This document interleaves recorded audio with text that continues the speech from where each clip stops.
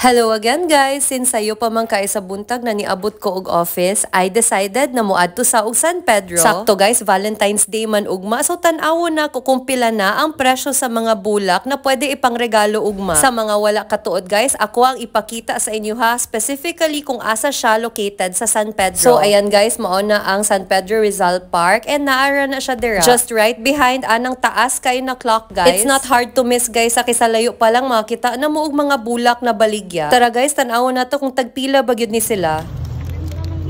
50 pesos. Kani ma'am, tagpila?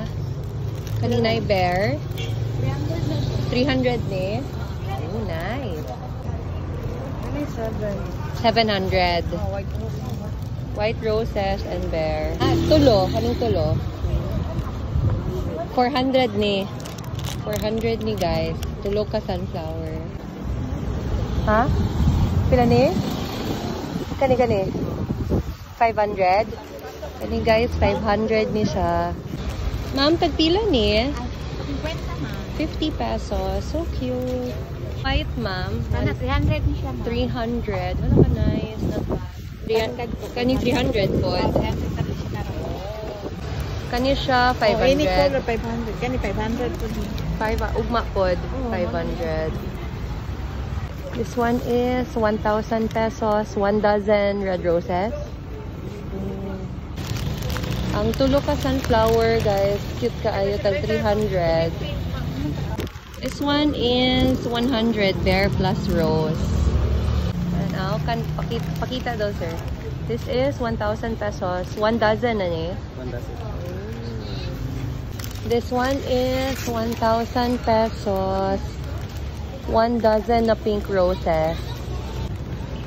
Kani 1,000 yapon siya guys. Super nice. 1,000? Pakita daw ma'am. Guys, super nice. So 1,000 pesos lang. Na ma'am, how much na? 1,000 po. Oh, 1,000. 1 dozen? Yes, ma'am. 1,000 pesos. 1 dozen na ni ka-white. This one is 1,500. Wala ka cute sa purple na butanganan. Kani ma'am, tagpila ni ma'am? 1,500 na siya, ma'am. 1,500 na ano siya pink and white roses. 1 dozen yapon? Yes, ma'am. Oh. May 1,000 to. 1,200. Yes, ma'am. Ano ka nice, ani guys. Oh. 1, 2. Yes, ma'am. This one, how much ma'am? 1,500. 1,500. 1 dozen na pink roses. Tapos dako na siya. Ni 50, ma'am. 250. Ay, sorry. Nanay balloon? Oo. So, nay balloon, nay bear, and nay heart. Tag 250. Pero cute. Kana po, 250. Cute lagi ng bear. Cute kayo siya, guys. Ayan. Another design sa bear. Patila na, ma'am? 1,500. 1,500. Wala ka nice. Super nice.